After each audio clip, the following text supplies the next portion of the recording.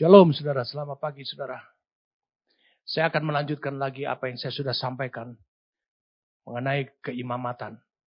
Dan kita akan sampai kepada keimamatan bagi gerejanya nih saat ini. Karena hal ini sangat penting sekali. Kadang-kadang ada orang, dia menyebutkan dirinya gereja, tetapi dia hidup dalam keimamatan yang bukan untuk gereja. Sehingga mengakibatkan kehidupannya sendiri mengalami keterhambatan ataupun kelambanan untuk dia mencapai tujuannya Allah. Mari kita berdoa saudaraku sebelum saya akan berikan penjelasannya kepada saudara. Mari kita berdoa.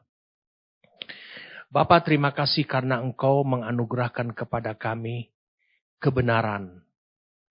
Bukan hanya memberitahukan firman, tetapi Engkau menganugerahkan kepada kami kebenaran yang bisa diwujudkan sehingga tercapai tujuanmu Tuhan. Firman itu menjadi darah dan daging dalam hidup kami. Kami bersyukur kepada Engkau dan olehnya Engkau bisa sendiri melihat pribadimu melalui hidup kami Tuhan. Terima kasih karena kami selama ini mengalami hal-hal dan kami sering kali terkecoh. Kami menganggap bahwa halangan itu terjadi adalah karena serangan dunia, karena serangan iblis. Tetapi karena kami hidup di jalur yang salah, dalam keimamatan yang salah, yang tidak sempurna, yang bercacat, yang lebih rendah daripada yang Engkau sediakan buat kami. Kami bersyukur kepadamu untuk anugerah sehingga kami dibukakan tentang kebenaran ini. Kami siap saat ini untuk menerima daripada Tuhan. Saudara-saudara bersiaplah karena Roh Kudus akan menyuplai buat hidup saudara dan memimpin saudara dari satu kebenaran kepada kebenaran yang seutuhnya. Terima kasih Tuhan untuk anugerah-Mu. Kami siap saat ini untuk menerima apa yang Kau perkatakan pada kami. Demi nama Tuhan kami Yesus Kristus. Amin.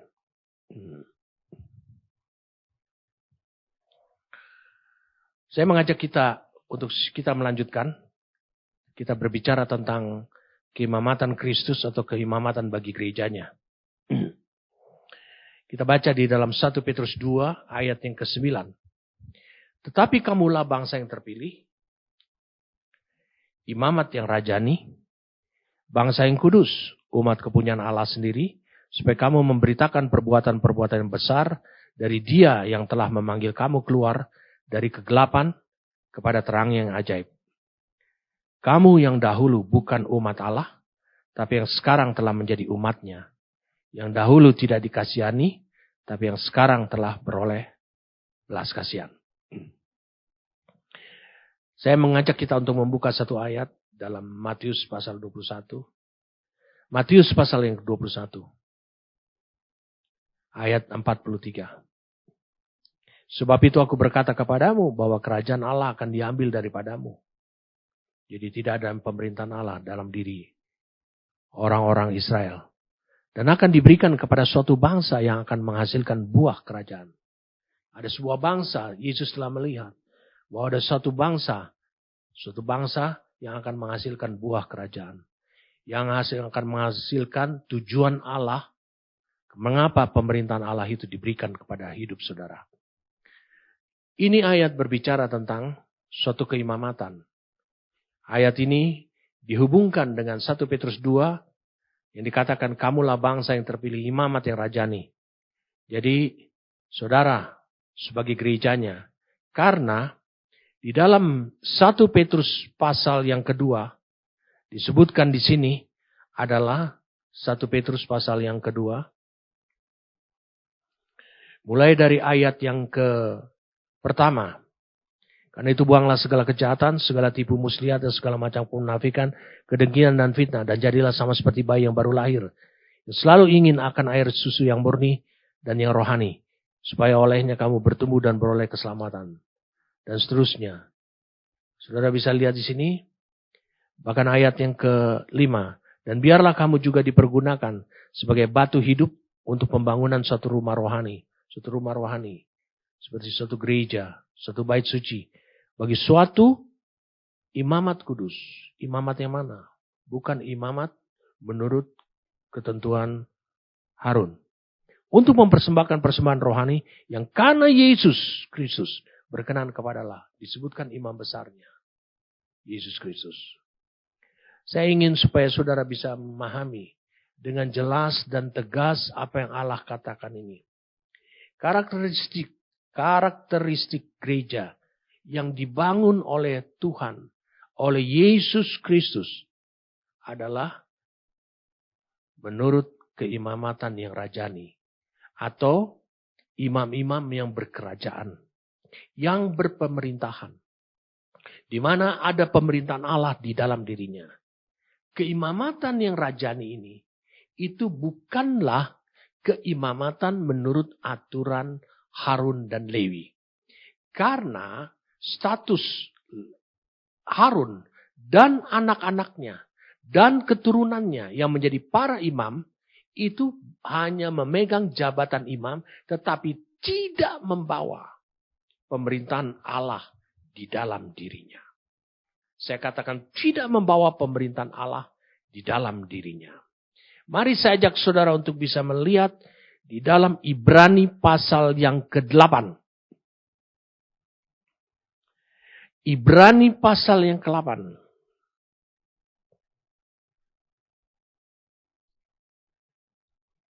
Mulai ayat 8.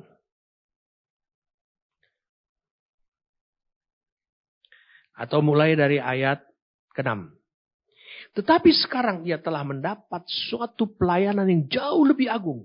Karena ia menjadi pengantara, ini maksudnya Kristus, dari perjanjian yang lebih mulia. Yang didasarkan atas janji yang lebih tinggi. Sebab sekiranya perjanjian yang pertama itu tidak bercacat. Lihat ikat janji yang pertama. Tidak akan dicari lagi tempat untuk yang kedua. Sebab ia menegur mereka. Ketika ia berkata, sesungguhnya akan datang waktunya. Demikianlah firman Tuhan. Aku akan mengadakan perjanjian baru dengan kaum Israel. Dan dengan kaum Yehuda. Berarti ini adalah keimamatan. Karena engkau berjalan dalam keimamatan menurut aturan Melkisedek. Ayat 9. Bukan seperti perjanjian yang telah kuadakan dengan nenek moyang mereka. Pada waktu aku memegang tangan mereka. Untuk membawa mereka keluar dari tanah Mesir. Sebab mereka tidak setia kepada perjanjianku. Dan aku menolak mereka. Demikian firman Tuhan. Maka, perhatikan baik-baik. Inilah perjanjian yang kuadakan dengan kaum Israel. Sesudah waktu itu. Sesudah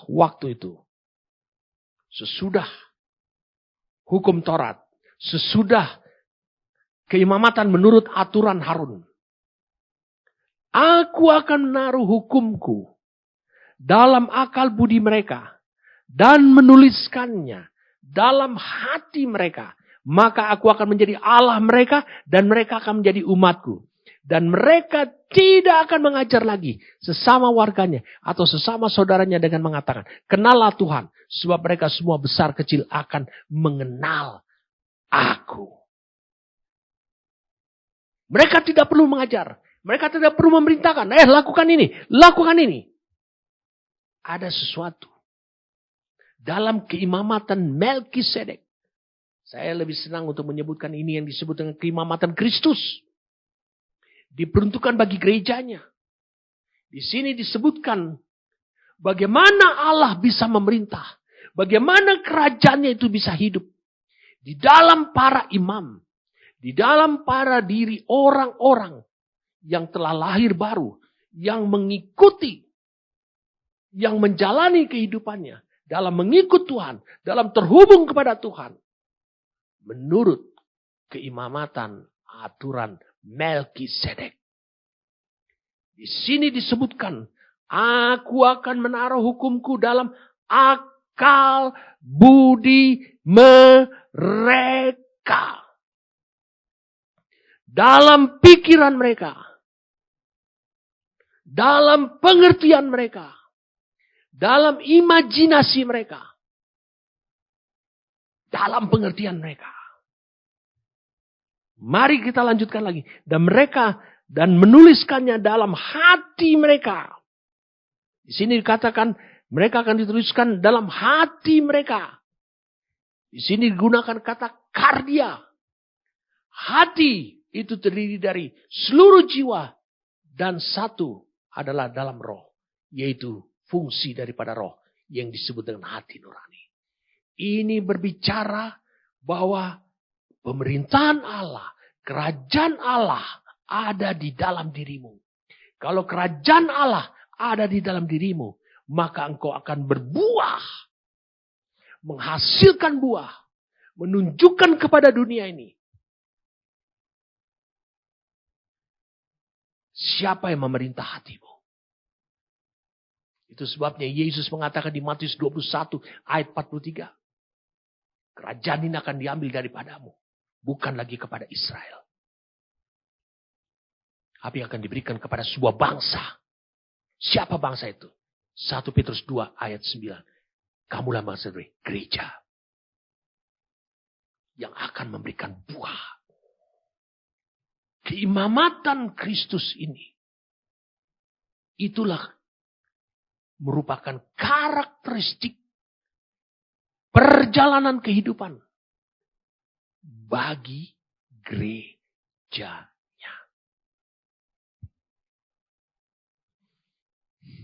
Nuliskannya dalam hati mereka. Maka aku akan menjadi Allah mereka. Bukan lagi patung lembu emas.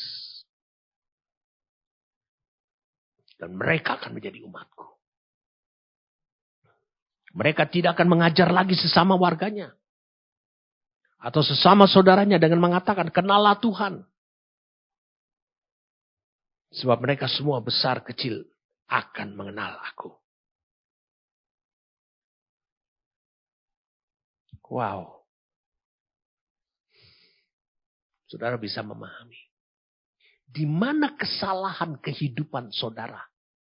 Selama ini saudara merasa hidup saudara sudah benar. Dan saudara merasa bahwa saudara berada di tempat yang tepat dan saudara tidak melakukan dosa. Tapi apa yang menyebabkan?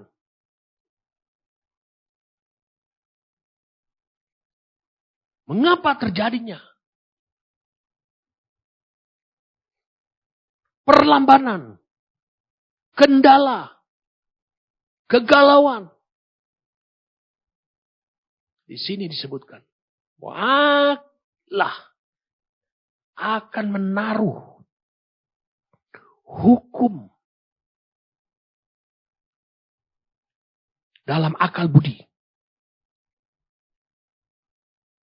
Dalam pengertian. Sehingga saudara tidak perlu takut. Saudara mentaati hukum. Saudara memuaskan Allah.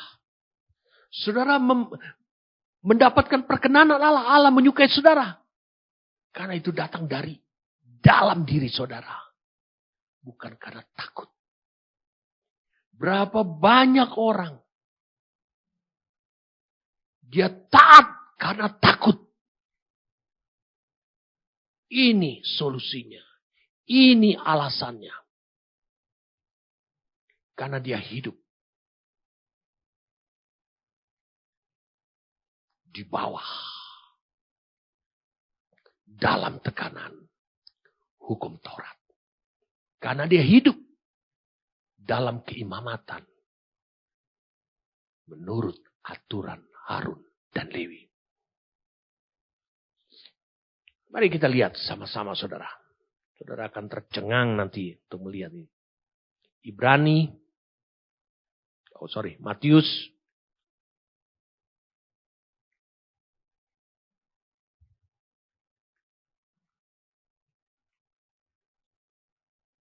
Matius 16. Matius 16.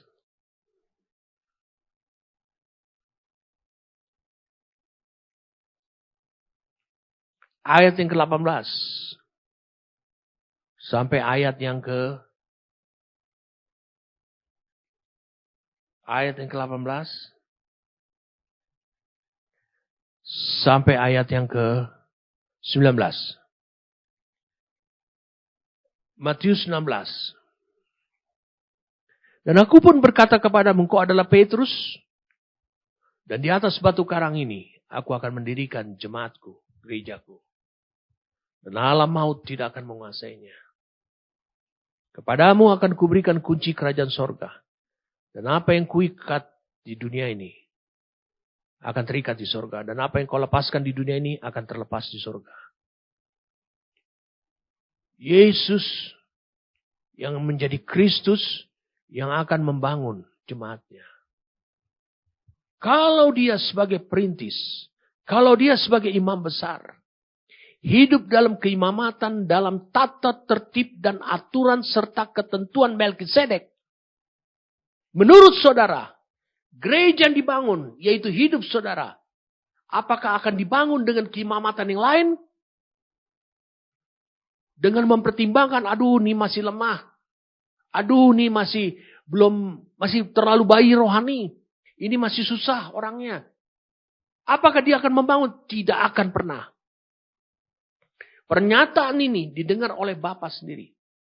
Aku akan mendirikan, aku akan membangun jemaatku. Dia yang akan membangun. Dia akan merancangkannya sehingga saudara bisa hidup. Menjalani kehidupan bersama dengan dia, mengikut dia. Dalam keimamatan Melkisedek atau keimamatan Kristus lah. Dia tidak akan melakukannya. Dengan memberikan kepada saudara pilihan. Untuk saudara hidup dalam keimamatan yang lain. Dia tidak. Kebanyakan orang salah menanggapinya. Bahwa ini adalah pilihan. Tidak. Kalau saudara telah memutuskan hidup saudara mau dibangun oleh Kristus. Maka saudara tidak lagi dalam posisi untuk memilih. Karena saudara telah menyerahkan hidup saudara. Supaya Kristus membangun hidup saudara. Sehingga saudara merupakan bagian daripada gerejanya. Tidak akan dia menempatkan saudara pada pilihan. Tetapi saudara harus mengikutinya. Apa dampaknya? Saya akan jelaskan mungkin minggu-minggu yang akan datang. Kalau saudara merelakan diri saudara dibangun oleh Kristus. Menjadi bagian daripada gerejanya. Untuk tujuan Allah.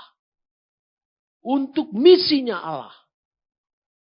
Untuk rencana agung Allah tercapai. Lewat hidup saudara. Sebagai bagian daripada gerejanya.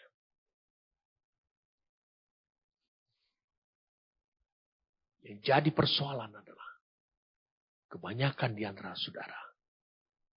Saudara tidak merelakan. Saudara hidup. Dan mentaati. Dan berkomitmen. Ataupun saudara terpaksa. Dengan berat hati. Karena posisi takut. Untuk menjalani kehidupan seperti itu. Di sini dikatakan bahwa aku akan mendirikan jemaatku dan alam maut tidak akan menguasainya. Kita sudah dengar minggu lalu. Pengharapan itu seperti sauh. Tidak akan bisa digoncangkan. Termasuk oleh maut. Kepadamu akan kuberikan kunci kerajaan sorga. Allah akan lakukan ini. Yesus akan lakukan ini. Kristus akan lakukan ini. Roh Kudus akan lakukan ini. Menjadikan hidup saudara. Seperti sama. Ataupun menjadi kunci kerajaan hidup saudara. Sehingga di mana saja. Saudara melakukan tindakan. Mengunci. Menutup. Saudara punya otoritas. Karena hidup saudara dibangun sebagai kunci. Bagi kerajaan sorga. Pemerintahan Allah. di bumi ini. Perhatikan ini saudaraku. Saya ingin membawa saudara, menuntun saudara ke sesuatu yang benar-benar harus saudara benar pahami dan terima ini. Mari saja kita untuk membuka.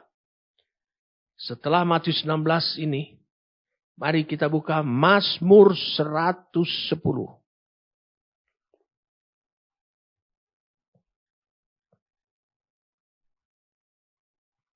Ayat 1. Mazmur Daud, demikianlah firman Tuhan kepada Tuanku, duduklah di sebelah kananku, sampai kau buat musuh-musuhmu menjadi tumpuan kakimu. Kita mempunyai imam besar yang duduk di sebelah kanan, di tahta di sebelah kanan Allah. Kemudian dibilang, tongkat kekuatanmu, ini adalah tongkat pemerintahan. Akan diulurkan Tuhan dari Sion, ini adalah gereja. Jadi gereja adalah tempat menjadi tongkat pemerintahnya Allah. Makanya disebutkan di dalam Ibrani pasal 8. Aku akan menaruh hukumku, pemerintahanku, hukum pada pengertian, pikiranmu, akal budimu. Dan aku akan menaruh. Saya ulangi, aku akan menaruh.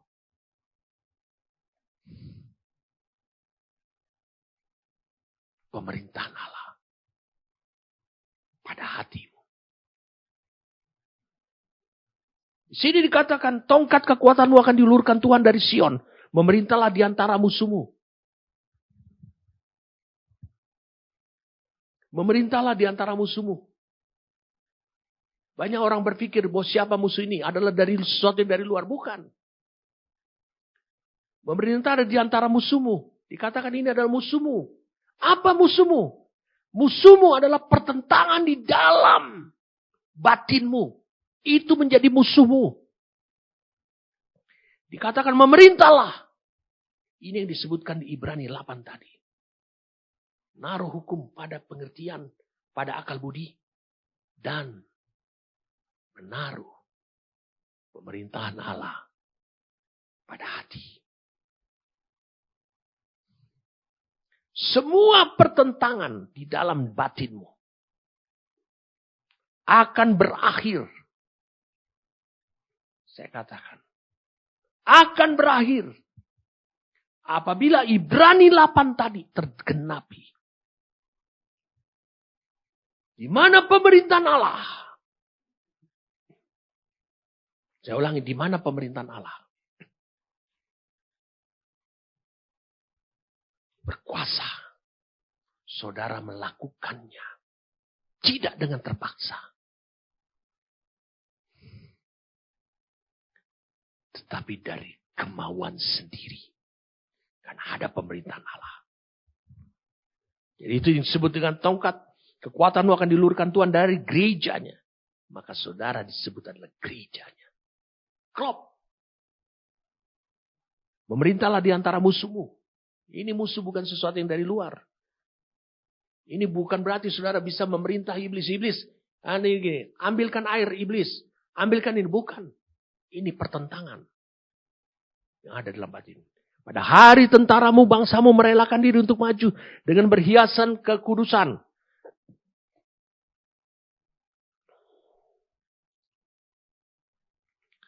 Untuk maju berhiaskan kekudusan dari kandungan fajar tampil bagimu keramajamu seperti embun.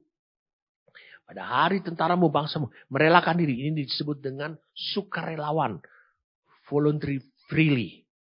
Untuk maju dengan berhiaskan kekudusan. Mereka memiliki kekuatan. Untuk merelakan. Bukan dengan terpaksa. Tapi datang dari kemauan sendiri. Dampak dari pemerintahan Allah. Kerajaan Allah. Kamulah bangsa yang terpilih. Imamat yang rajani. Kau imam, kau raja. Kenapa? Karena ada pemerintahan Allah. Tuhan telah bersumpah. Dia tidak akan menyesal. Tidak akan menyesal. Siapa yang kau ikuti. Dan siapa yang membangun hidupmu. dan di mana engkau dibangun. Tuhan telah bersumpah dan ia tidak akan menyesal.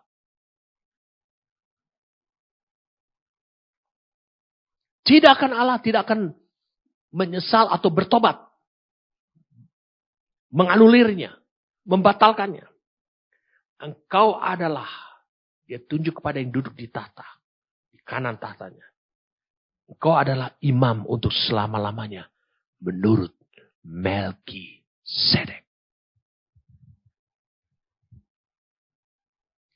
Kristus akan menjalani gerejanya yang dibangunnya supaya gerejanya itu, supaya saudara yang merupakan bagian dari gerejanya itu dapat memiliki kekuatan, bukan keterlambatan, tapi kecepatan untuk berjalan dalam kehidupan. Dalam kehidupan rohani.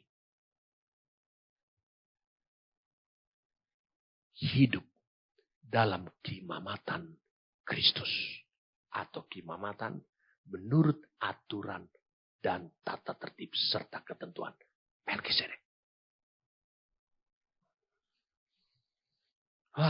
Ini bersemangat saya. Minggu lalu saya ada singgung sesuatu pada saudara.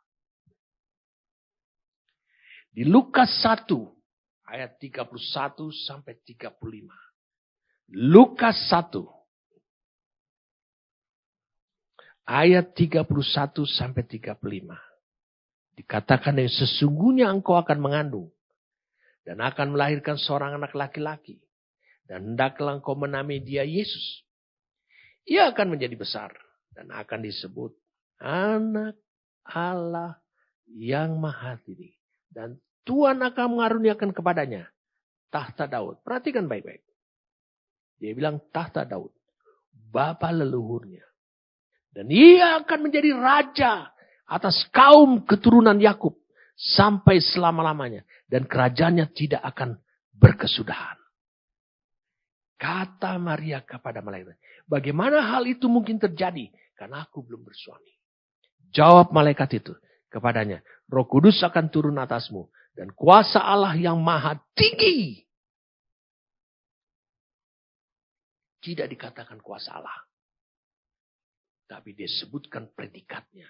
Kuasa Allah yang Maha Tinggi akan menaungi engkau. Sebab itu anak yang akan kau lahirkan itu akan disebut kudus. Anak Allah. Dia harus menjadi besar. Dan akan disebut anak Allah yang Maha Tinggi. Dan kuasa Allah yang Maha Tinggi akan menaungi dia. Dan dia akan dikaruniakan tahta Daud. Bapa leluhurnya. Daud.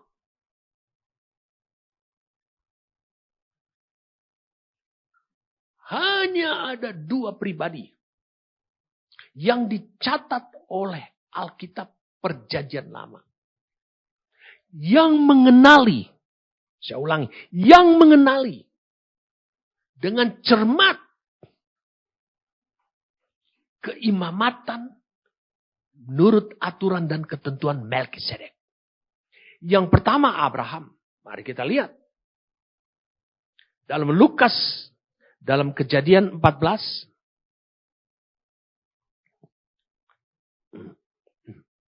Ayat 17. Setelah Abram kembali dari mengalahkan Kedorlaomer dan para raja yang bersama-sama dengan dia.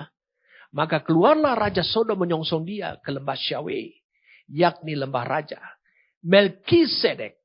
Raja Salem membawa roti dan anggur. Ia seorang imam Allah yang Maha Tinggi. Imam Allah yang Maha Tinggi memberkati saudara supaya saudara bisa menghasilkan keturunan ataupun anak Allah yang Maha Tinggi. Lalu ia memberkati Abram. Katanya diberkatilah kiranya Abram oleh Allah yang Maha Tinggi. Diberkatilah Abramnya Allah yang Maha Tinggi. Pencipta langit dan bumi. Itu bukan seperti bahasa Indonesia ini. Kalau saudara lihat ayat 19-nya, dikatakan, and blessed be Abraham of the Most High God. Jadi artinya diberkatilah Abramnya Allah yang Maha Tinggi. Bukankah Yesus disebut adalah anak Allah yang Maha Tinggi? Son of the Most High God. Ini diberkatilah Abram of the Most High God. Saudara bisa dipahami. Satu Abraham yang memahami ini. Yang kedua, pribadi yang kedua. Yang mengenali tentang keimamatan Melkisedek ini. Yang akhirnya menjadi keimamatan Kristus ini. Adalah Daud. Di Mazmur 110 ayat 1-4. Yang sudah kita baca tadi. Jadi, untuk Yesus itu hidup. Sebagai imam besar dalam keimamatan menurut aturan dan ketentuan Melkisedek, maka Yesus harus dibangun oleh suatu kuasa dari tempat yang maha tinggi, supaya dia bisa menjadi anak Allah yang maha tinggi. Dan kalau Yesus sudah mencapai semuanya itu, dia disebut juga imam Allah. Imam besar Allah yang maha tinggi. Apakah menurut saudara, dia akan membawa keimamatan itu, atau keimamatan yang lain, ke dalam kehidupannya, ke dalam gerejanya yang dibangun olehnya? Tentu dia tidak akan membawa keimamatan yang lain. Jadi gereja Tuhan itu mau tidak mau memang harus hidup dalam keimamatan menurut ketentuan Melkisedek. Kejadian 14, saya ingin sharingkan kepada saudara Kejadian 14 ini. Perhatikan baik-baik sebelum kita sampai menjelaskan Kejadian 14. Matius 1 ayat 1. Inilah silsilah Yesus Kristus. Anak Daud. Daud mengenali keimamatan Melkisedek. Anak Abraham. Abraham mengenali keimamatan Melkisedek. Anak Allah yang maha tinggi. Terjadi karena dia diproses oleh roh dari tempat yang maha tinggi.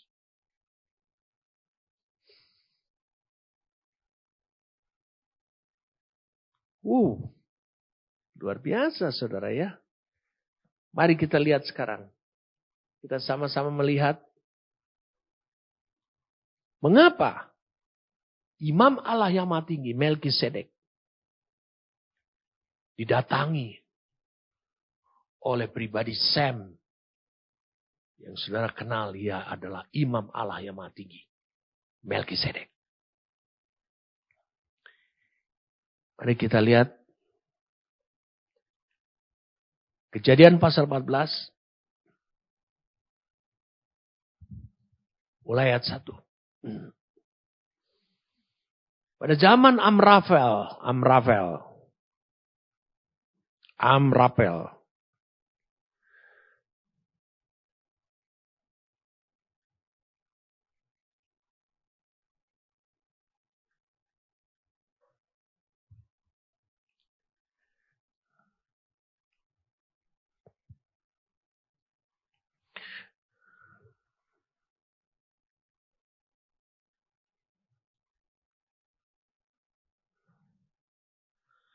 Pada zaman Amrafel Raja Sinear, Ariok Raja Elasar, Kedorlaomer Raja Elam, dan Tideal Raja Goyim, terjadilah bahwa raja-raja ini berperang melawan Bera, Raja Sodom, Birsha Raja Gomora, Sinab Raja Atma, Semeber Raja Zeboim, dan Raja negeri Bela, yakni negeri Zoar. Raja-raja yang disebut terakhir ini semuanya bersekutu dan datang ke lembah Sidim, yakni Laut Asin. 12 tahun lamanya mereka takluk kepada Kedorlaomer, tapi dalam tahun yang ke-13 mereka memberontak. Dalam tahun yang ke-14 datanglah Kedorlaomer serta raja-raja yang bersama-sama dengan dia. Lalu mereka mengalahkan orang Refaim di Ashiterot, Karnaim, orang Zuzim di Ham, orang Emim di Syawe, Kiriataim, dan orang Hori di pegunungan mereka yang bernama Seir sampai ke El Paran di tepi padang gurun. Sesudah itu baliklah mereka dan sampai ke En-Mispat, yakni Kades, dan mengalahkan seluruh daerah orang Amalek dan juga orang Amori yang diam di Hazezon Tamar. Lalu keluarlah raja negeri Sodom, raja negeri Gomora, raja negeri Atma, raja negeri Zeboim, dan raja negeri Bela, yakni negeri Zoar, dan mengatur barisan perangnya melawan mereka di lembah Sidim. Melawan Kedorlaomer, raja Elam, Cideal, raja Goyim, Amrafel, raja Sinear, dan Anok, raja Elasar, 4 raja lawan 5. 4 raja lawan 5. Di lembah Sidim itu, di mana ada sumur aspal. Ketika raja Sodom dan raja Gomora melarikan diri, jatuh mereka ke dalamnya. Dan orang-orang yang masih tinggal hidup melarikan diri ke pegunungan. Mereka mati. Segala harta benda Sodom dan Gomora beserta segala bahan makanan dirampas musuh. Lalu mereka pergi. Juga Lot,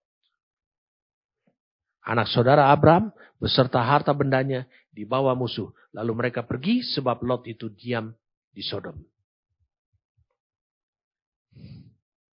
Saudara bisa melihat ada 4 kerajaan yang begitu perkasa sekali.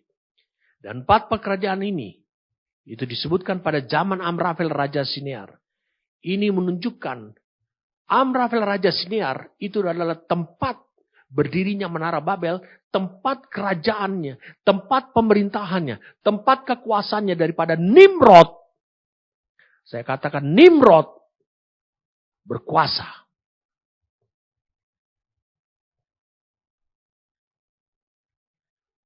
Mari kita lihat sama-sama. Di pasal Kejadian pasal yang ke-10.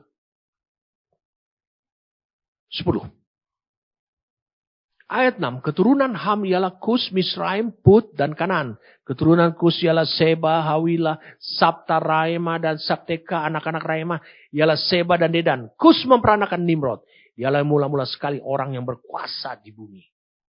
Ia seorang pemburu yang gagah perkasa di hadapan Tuhan. Sebab itu dikatakan orang seperti Nimrod, seorang pemburu yang gagah perkasa di hadapan Tuhan. Mula-mula kerajaannya terdiri dari Babel, Erek, dan Akad. Semuanya di tanah Sinear, tempat Amrafel tadi. Saudara bisa melihat ini. Ini adalah keturunan daripada Ham. Ini adalah generasi yang menyimpang dari jalan Tuhan. Mulai menentang Tuhan. Dan akhirnya mereka membangun. Di Kejadian pasal yang ke-11. Mereka membangun di tanah Sinear. Menara Babel. Untuk menahan. Untuk menentang. Rencana Allah.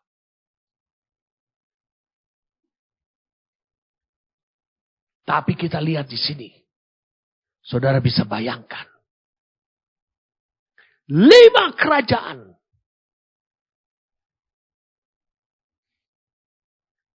Dan di mana 5 kerajaan seharusnya bisa mengalahkan 4 kerajaan. Tapi ini sebaliknya. 4 kerajaan dipimpin oleh Kedorlaomer. Raja Amrafel. Bisa mengalahkan, menawan, membunuh Raja Sodom dan Gomora. Bagaimana mungkin hal ini bisa terjadi? Karena Nimrod memiliki spirit. Dia manusia gagah perkasa di hadapan Tuhan. Untuk hal yang buruk. Dia gagah perkasa di hadapan Tuhan. Dia memiliki kemampuan. Dia memiliki kemampuan untuk bersaing dengan Allah. Dengan cara yang berbeda.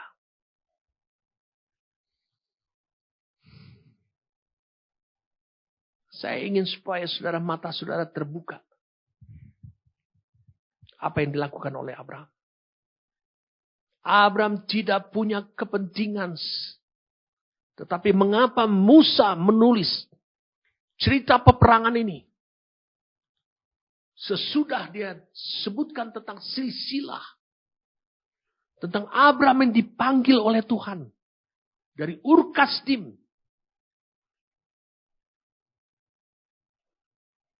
Untuk pergi keluar menuju tanah Kanaan. Ini tentu ada hubungannya.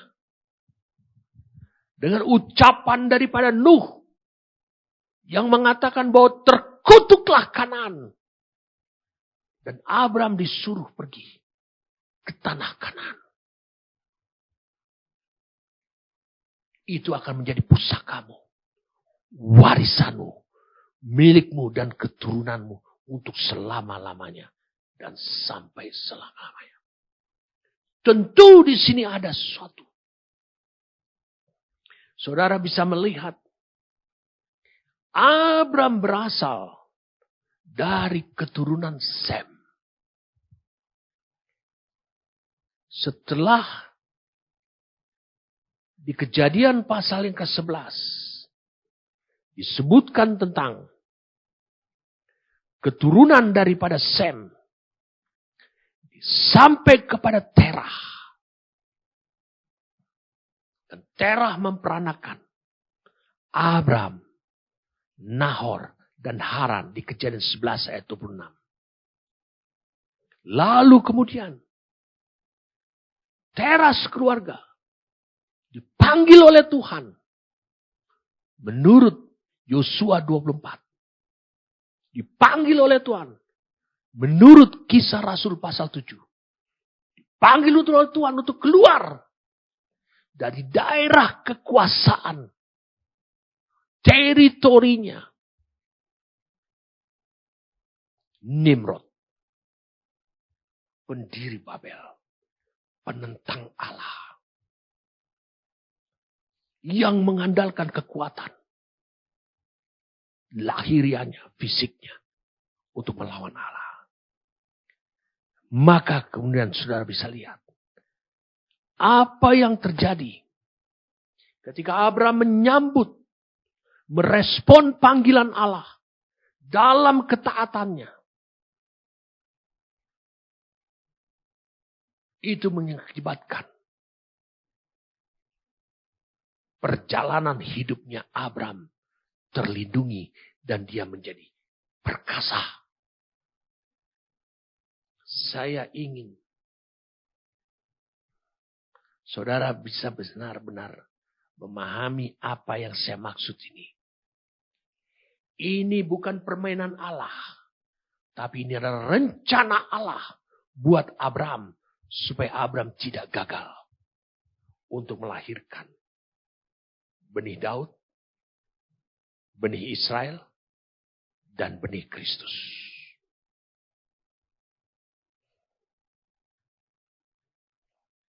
Di Kejadian 14, Abraham hanya bergantung kepada dua hal. Dia hanya bergantung kepada pertama sekutunya.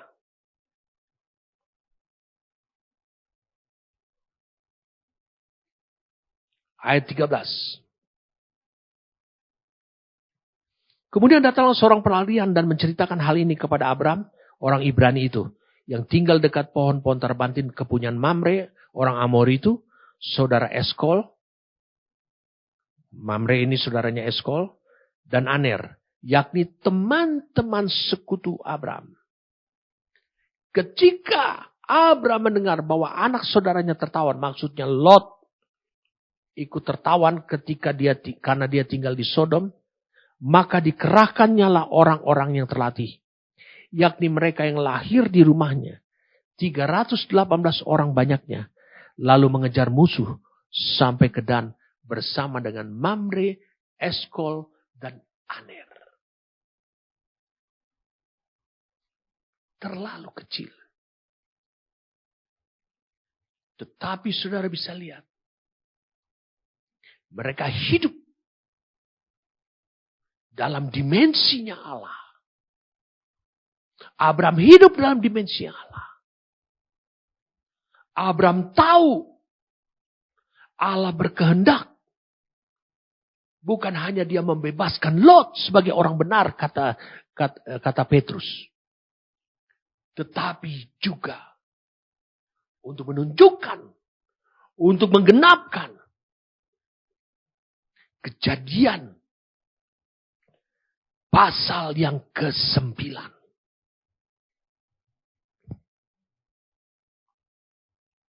Apa yang diucapkan oleh Nuh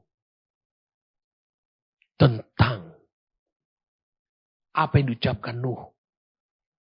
tentang Ham. Karena Ham berdosa. Mentertawakan. Menceritakan. Tidak bertindak apa-apa. Ketika Nuh telanjang karena mabuk. Ini dikatakan. Dia bilang begini. Kepada Ham. Terkutuklah Kanan. Hendaklah ia menjadi hamba yang paling hina bagi saudara-saudaranya. Lalu katanya, terpujilah Tuhan Allah Sem. Tapi hendaklah Kanan menjadi hamba baginya. Allah meluaskan kiranya tempat kediaman Yafet. Hendaklah ia tinggal dalam kemah-kemah Sem. Tapi hendaklah Kanan menjadi hamba baginya. Berkali-kali Kanan menjadi hamba. Kanan menjadi hamba. Allah memanggil Abram supaya memiliki tanah Kanan. Allah memanggil Abram supaya menaklukkan Kanan dan orang-orang yang diam di sana. Itu menjadi hamba. Karena itu adalah orang dari keturunan Ham yang dikutuk. Dan saudara tahu apa yang terjadi kemudian. Saudara bisa pahami. Saudara bisa mengerti apa yang terjadi kemudian. Yang terjadi kemudian adalah saudara bisa lihat. Keturunan Ham telah tumbuh kembang dan hampir menguasai seluruh dunia. Dengan kekuatannya. Ini adalah satu gambaran saya mau bernubuat buat saudara.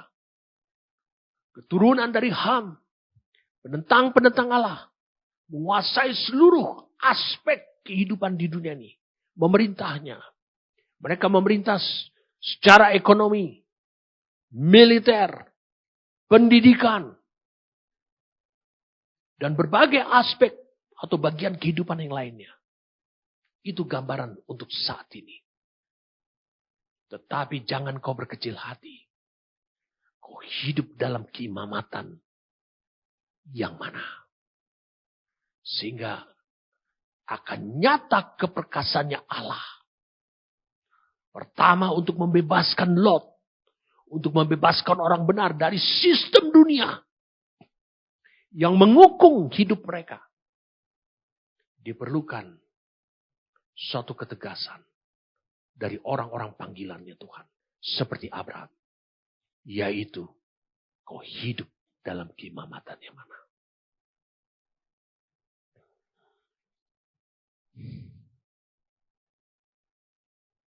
Mari kita lihat saudaraku. Apa yang terjadi kemudian.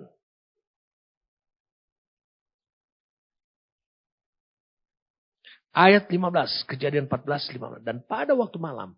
Berbagilah mereka. Ia dan hamba itu untuk melawan musuh. Mereka mengalahkan dan mengejar musuh sampai ke Hoba. Di sebelah utara Damsyik. Dibawanya lah kembali segala harta benda itu. Juga Lot. Anak saudaranya. Serta harta bendanya. Dibawanya kembali. Demikian juga perempuan-perempuan. Dan orang-orangnya. Wah. Menurut saudara. Setelah Abraham kembali dari mengalahkan Kedorlaomer. Dan para raja yang bersama-sama dengan dia. Maka keluarlah Raja Sodom menyongsong dia. Ke lembah Syawe. Yakni lembah Raja Melkisedek. Yang saudara tahu. Raja Salem membawa roti. Dan anggur. Ia seorang imam Allah yang mati. Saudara sudah saya berikan beberapa minggu yang lalu. Raja Salem, ini adalah julukan. Ini menunjuk Melkisedek ini adalah Sem. Bagaimana mungkin Sem bisa menyambut Abraham? Padahal Abraham sendiri yang melakukan tindakan itu. Demi menyelamatkan orang benar. Dari kekuatan. Daripada tekanan. Kekuatan daripada dunia ini. Babel dan sistemnya. Bagaimana mungkin dia mengenali? Ini menunjukkan Sem adalah imam Allah yang maha tinggi. Melkisedek, dia peka. Begitu juga Abraham tahu. Mengapa Sem sensitif? Mengapa Sem peka? Karena dia tahu. Ini adalah penggenapan dari apa yang diucapkan oleh Nuh bapaknya. Kanaan menjadi hamba. Saya melihat Allah mulai bekerja. Menggenapkan rencananya yang diucapkannya. Melalui Nuh kepada Kanaan. Saya melihat siapa dari garis keturunannya. Walaupun perbedaannya 300 tahun kemudian. Dia bisa menjalankan keimamatannya. Sebagai imam. Memberkati Abraham. Memberikan konfirmasi kepada hidupnya. Bahwa engkau telah menggenapkan. Menjalankan. Membuktikan. Bahwa apa yang diucapkan Nuh. Itu diucapannya Allah. Dan itu benar.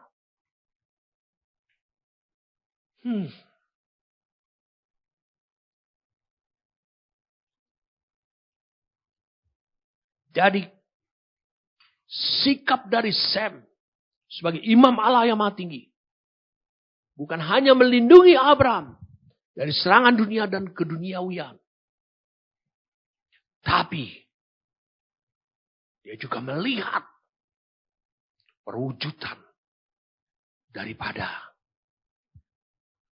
nubuatan perkataan Allah lewat mulut Nuh. Saudara lihat apa yang dilihat Nuh terhadap Sem. Ini luar biasa terhadap tindakan Sem.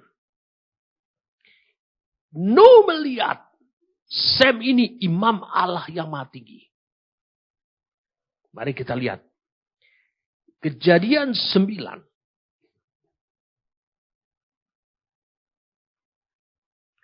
Kejadian 9. Ayat yang ke-26. Lagi katanya, kata Nuh. Terpujilah Tuhan. Allah Sem. Dia melihat tindakan Sem. Dia melihat inisiatif atau prakarsa daripada Sem. Yang mengajak Yafet adiknya. Untuk menutupi ketelanjangannya Nuh. Dia melihat itu. Dia melihat Sem. Tapi yang dia puji. Adalah Allah Sem. Artinya. Nuh melihat dimensi Allah. Nyata dalam diri Sem. Dia katakan terpujilah. Allah. Tuhan Allah Sem.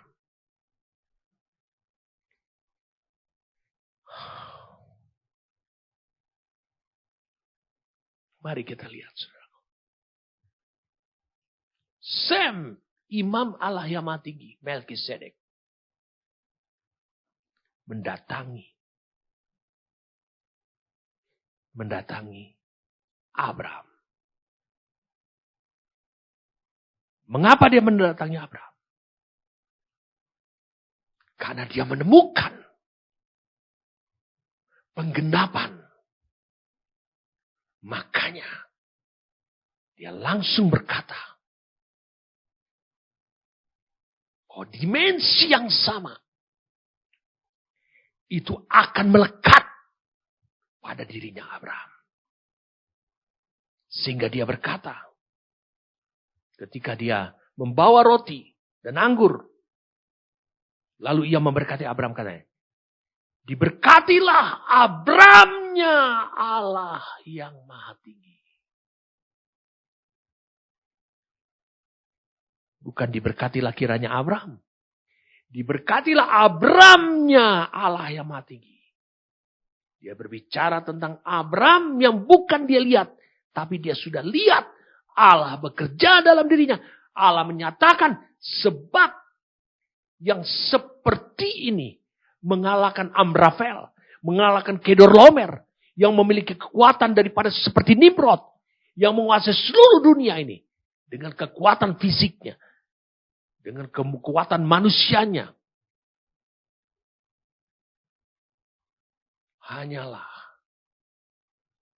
oleh kekuatan daripada Allah saja. Dan dia menemukan kekuatan Allah itu nyata pada dirinya Abraham.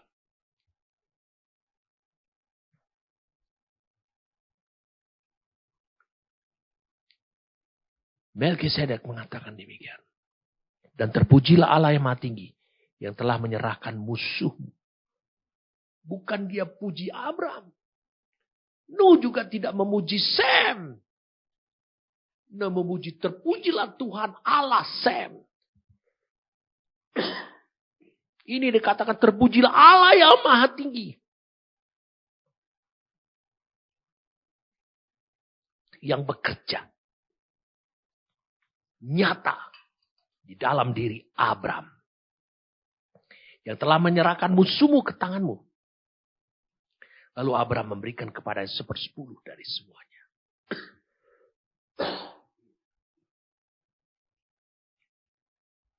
Saudara bisa menemukan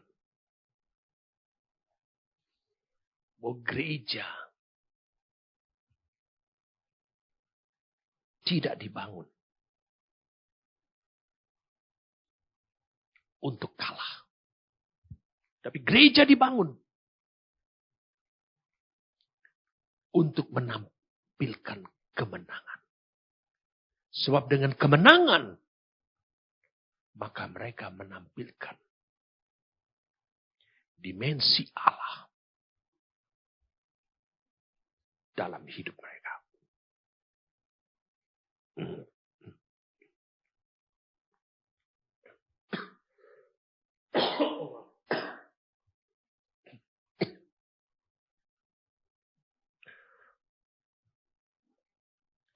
Abraham di Kejadian 14 ini, dia bisa mengenali imam Allah yang Maha Tinggi.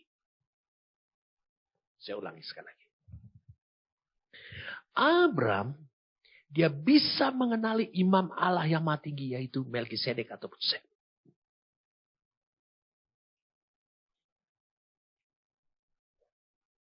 Sebab apa?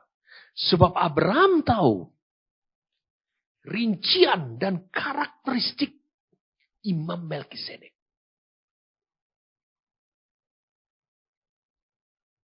Jadi perhatikan baik-baik. Kalau Abraham saja bisa mengenali Imam Allah yang Maha Tinggi, dia tentu mengenali keimamatan menurut aturan Melkisedek.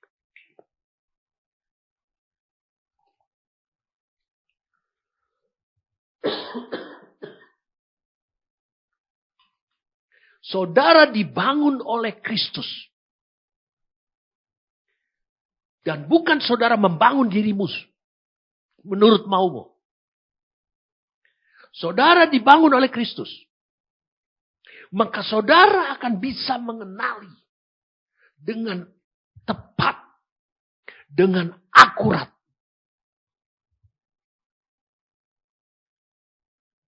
keimamatan Allah yang Maha Tinggi ini. Yaitu keimamatan Kristus ataupun keimamatan menurut aturan Melkisedek. Jadi adalah terbalik. Kalau saudara ingin mencari tahu, saya ulangi, saudara ingin mencari tahu bagaimana keimamatan Melkisedek itu. Persoalannya selama ini engkau membangun dirimu menurut maumu, menurut ukuranmu, menurut penilaianmu, dan bukan menurut Tuhan.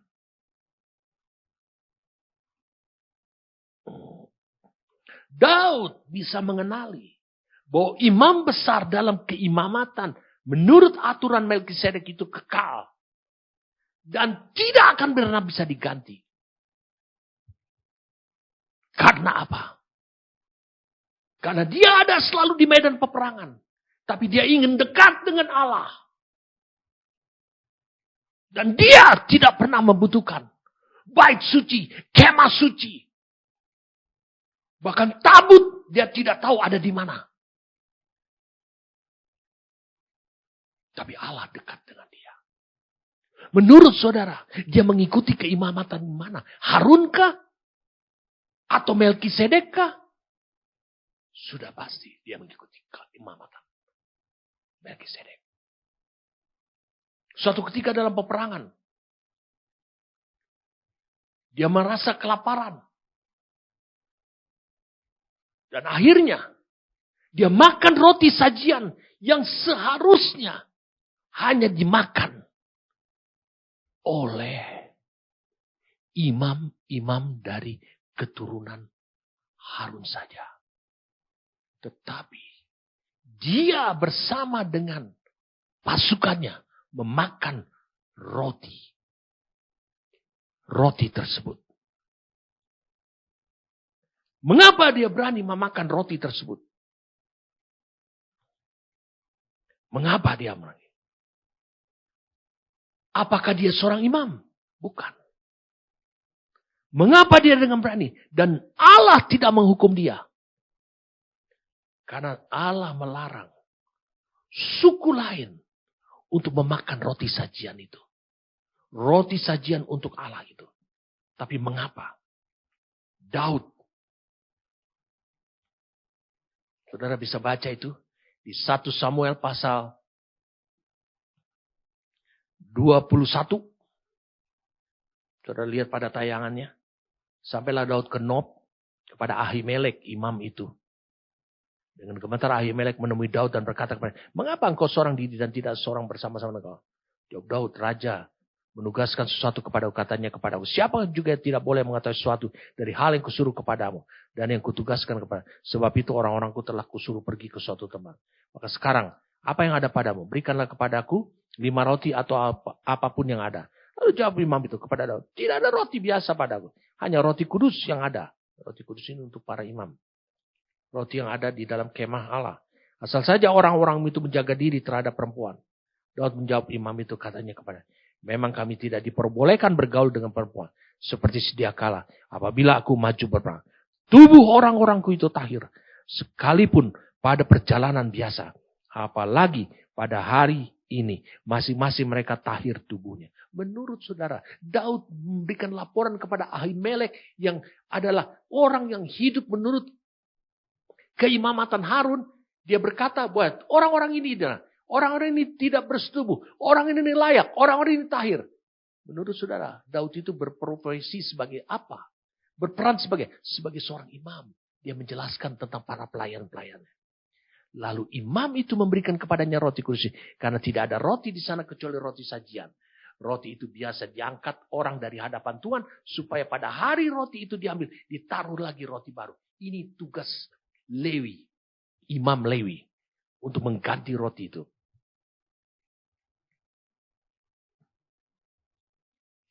Daud memakannya. Tidak mati. Allah tidak menghukum. Kenapa? Dia hidup. Karena Daud mengenali. Saya mau tanya pada saudaraku. Mengapa engkau terus-menerus hidup dalam kehidupan keimamatan Lewi. Sehingga engkau membuat engkau takut. Lihat dua orang ini. Abraham.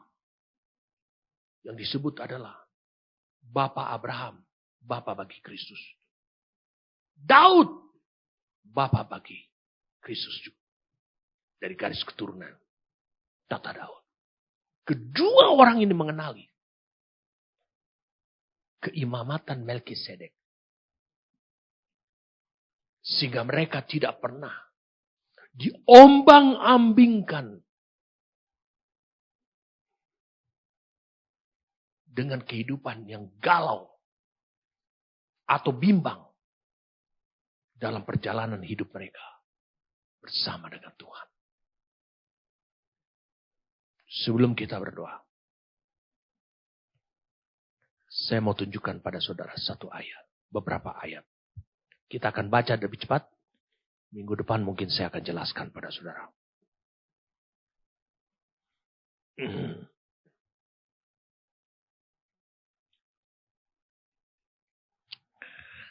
Mari kita baca, saudaraku. Saudara bisa lihat Ibrani pasal yang ke-5. Sebab setiap imam besar yang dipilih dari antara manusia ditetapkan bagi manusia dalam hubungan mereka dengan Allah. Supaya ia mempersembahkan persembahan dan korban karena dosa. Ia harus dapat mengerti orang-orang yang jahil dan orang-orang yang sesat. Karena ia sendiri penuh dengan kelemahan. Ini berbicara tentang keimamatan yang sedang berjalan. Yaitu Harun dan Lewi. Yang mengharuskannya untuk mempersembahkan korban karena dosa. Bukan saja bagi umat, tapi juga bagi dirinya sendiri. Dan tidak seorang pun yang mengambil kehormatan itu bagi dirinya sendiri. Tetapi dipanggil untuk itu oleh Allah. Seperti yang telah terjadi dengan Harun. Ini keimamatan Harun. Demikian pula Kristus tidak memuliakan dirinya sendiri dengan menjadi imam besar. Tapi dimuliakan Allah yang mempromosikan. Oleh dia yang berfirman kepada anakku engkau telah kuperanakan pada hari ini. Sebagaimana firmannya dalam satu nas lain. Kau adalah imam untuk selama-lamanya. Menurut peraturan Melkisedek. Dalam hidupnya sebagai manusia. Ia telah mempersembahkan doa. Dan permohonan dengan ratap tangis dan keluhan kepada dia. Yang sanggup menyelamatkannya dari maut. Dan karena kesalehannya ia telah didengarkan. Dan sekalipun ia adalah anak, ia telah belajar menjadi taat dari apa yang telah derita. Dan sesudah ia mencapai kesempurnaannya, ia menjadi pokok keselamatan yang abadi bagi semua orang yang taat kepada. Dan ia dipanggil. Lihat, ia dipanggil, ia ditetapkan, dikatakan menjadi imam besar oleh Allah. Menurut peraturan Melkisedek. Saya akan kita baca saja. Supaya sampai kepada problem saudara. Kalau saudara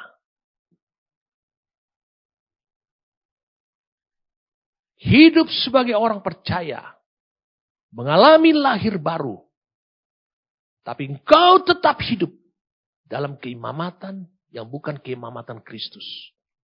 Dan kau mengimpikan diri. Engkau mengambil janji-janji Allah. Firman Tuhan yang diperuntukkan bagi gerejanya. Engkau salah. Karena engkau tidak dibangun sebagai gerejanya. Firman Tuhan bagi gerejanya. Janji Allah bagi gerejanya. Adalah bagi mereka yang hidup dibangun oleh Kristus. Karena mereka hidup dalam keimamatan Melkisedek. Mari kita lihat ayat 11. Tentang hal itu, ini Rasul Paulus atau Rabi, dia seorang Rabi, dikenalnya di bangsa Ibrani. Ini bangsa orang Ibrani yang sudah lahir baru. Tentang hal itu banyak yang harus kami katakan. Tapi yang sukar untuk dijelaskan. Wah, kenapa ini? Karena kamu telah lamban dalam hal mendengarkan. Perhatikan baik-baik. Di bahasa Ibrani, tidak ada kata taat. Terjemahan obey itu diterjemahkan dengan kata mendengar. Jadi tidak ada kata taat. Ingat, ini tulisan Rasul Paulus kepada orang Ibrani. Kemudian dikatakan, sebab sekalipun kamu ditinjau dari sudut waktu. Nah, lihat. Sudah seharusnya menjadi pengajar. Harusnya mulai mengajarin orang lain. Kamu masih perlu diajarkan ajas-ajas pokok dari penyataan Allah. Dan kamu masih memerlukan susu. Bukan makanan keras. Perhatikan. Ternyata pencernaannya masih bermasalah. Sebab barang siapa masih memerlukan susu, ia tidak memahami ajaran tentang kebenaran. Sebab ia adalah anak kecil, ini persoalan lamban. Tapi makanan keras adalah untuk orang-orang yang dewasa. Yang karena mempunyai panca indera yang terlatih untuk membedakan yang baik daripada yang jahat. Saya tidak akan jelaskan, tapi saya akan bawa ini. Sebab itu, pasal 6. Marilah kita tinggalkan ajas pertama dari ajaran tentang Kristus. Ketika engkau lahir baru. Dan beralih kepada perkembangan yang penuh. Janganlah kita meletakkan lagi dasar pertobatan. Dari perbuatan-perbuatan sia-sia dan dasar kepercayaan kepada Allah. Ini menyangkut apa? Pengampunan dosa. Yaitu ajaran pelbagai pembaptisan. Penumpangan tangan. Kebangkitan orang mati. Dan hukumnya kan. Dan itulah akan kita perbuat jika Allah mengizinkan. Sebab mereka yang pernah diterangi hatinya. Yang pernah mengecap karunia surgawi. Saya pernah sampaikan tahun 2020. Saudara dengarkan. Mengecap karunia surgawi. Dan yang pernah mendapat bagian dalam Roh Kudus. Dan yang mengecap firman yang baik dari Allah. Dan karunia-karunia dunia yang akan datang. Ini yang diberikan kepada Allah. Untuk tujuannya apa? Namun. Ujungnya ini. Yang murtad lagi. Tidak mungkin diperbaharui lagi. Sekali lagi demikian. Hingga mereka bertobat. Sebab mereka menyalibkan lagi. Anak Allah bagi diri mereka. Dan menghinanya di muka. Sebelum kita berdoa. Saya mau sampaikan pada saudaraku. Mengapa mereka menjadi lamban? Mengapa mereka hanya berputar-putar di situ? Mengapa mereka menginginkan pengulangan? Mengapa semua itu? Mereka susah untuk meninggalkan ajas-ajas pertama. Mengapa mereka tidak bertumbuh? Sulit bertumbuh. Mengapa? Karena mereka hidup dan mengikuti Kristus. Dengan hidup. Memakai jalan kehidupan mereka. Dengan mengikuti keimamatan Harun dan Lewi. Hari ini saya menantang saudara. Maukah saudara berubah?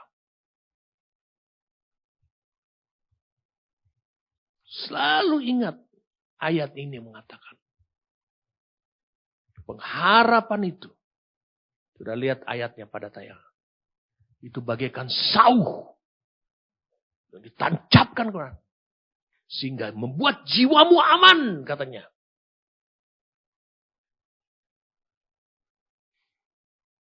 Kalau jiwamu aman, jiwamu tenang, kau akan berjalan dalam pertumbuhan yang normal dan yang wajar menurut Tuhan. Kau akan sampai kepada kesempurnaannya.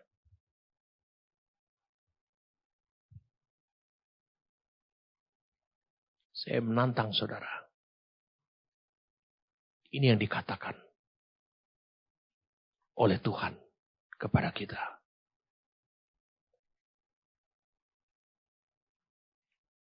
Kita akan sampai kepada kesempurnaan. Seperti yang sudah dirancangkan oleh Allah. Dan Allah tidak pernah membuat saudara untuk tidak berhasil. Tetapi karena saudara salah memilih. Saudara berjalan menurut pengertian saudara. Itu persoalannya. Maukah saudara untuk segera sadar, berubah. Dan maukah saudara untuk saudara mengambil langkah untuk segera mengakui dan berkomitmen untuk hidup dalam keimamatan yang Allah, yang Yesus telah hidupi. Yaitu keimamatan Kristus itu. Maukah saudara? Kalau saudara mau, salah satu penerapan yang harus saudara lakukan, saudara. Saudara mau dibangun hidup saudara menurut apa yang Kristus mau. Dan bukan menurut maumu. Saudara mau melakukan tindakan. Dan bukan menurut maumu. Apa yang benar menurutmu. Apa yang baik menurutmu. Tetapi apa yang Kristus mau. Amin.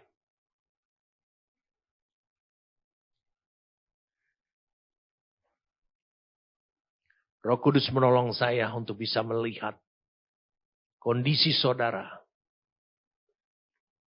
Saudara tahu bahwa tulisan Rabi Saul ini, Rabi Saulus ini atau Rasul Paulus, itu ditulis kepada orang Ibrani, keturunan Abraham.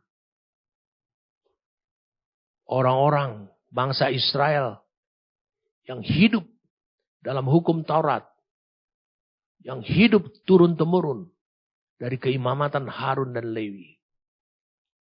Sekarang dibukakan. Apa yang menyebabkan mereka sudah lahir baru, tapi mereka tidak bisa mencapai pertumbuhan yang semestinya. Dan bahkan beberapa di antara mereka bahkan murtad. Saudara perhatikan baik-baik. Kalau engkau terus hidup seperti ini terus, maka engkau berpotensi engkau akan mengalami kemurtatan. Seperti apa yang saya sudah sampaikan. Bahkan engkau berpotensi untuk namamu dihapus. Terima kasih Tuhan untuk peringatan dari engkau. Terima kasih untuk anugerah yang kau berikan kepada kami. Kami bersyukur karena engkau mengajari kami lewat Roh-Mu yang kudus dan oleh firman.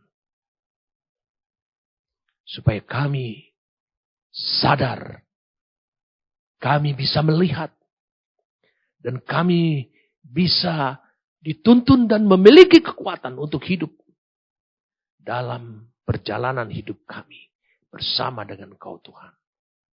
Yaitu dalam keimamatan Kristus. Keimamatan menurut aturan dan ketentuan Melkisedek yang telah Engkau sediakan. Terima kasih karena mengapa kami selalu berpusing-pusing. Berputar-putar dengan keimamatan yang tidak menghasilkan kesempurnaan. Hanya menghasilkan kecacatan. Hanya menghasilkan problem. Bapa kami bersyukur untuk hari ini. Hamba berdoa supaya mereka yang diterangi hatinya. Hari ini juga mereka menerima anugerah daripada Tuhan. Kekuatan. Bagaimana Engkau bekerja dalam hidup mereka. Mengerjakan terus Tuhan. Sehingga membuat langkah mereka terus bisa mencapai sampai garis akhir. Terima kasih untuk mereka yang hatinya lemah. Selama ini Tuhan, kami bersyukur padamu. Tuhan, perpindahan trek kehidupan, rel kehidupan. Dari satu sisi kehidupan yang kami yakini sebelumnya. Yang mereka yakini sebelumnya. Kepada kehidupan yang sebenarnya yang harus mereka geluti dan mereka jalani. Kami berterima kasih karena Engkau menunjukkan jalanmu, memberikan kekuatanmu. Dan bahkan firman yang mereka dengar hari ini. Itu menjadi kebenaran. Dan kebenaran itu akan menjadikan mereka kemenangan. Terima kasih kami bersyukur padamu. Terpujilah namamu Tuhan. Terima kasih untuk Roh-Mu yang kudus. Terima kasih. Demi nama Tuhan kami Yesus Kristus. Amin.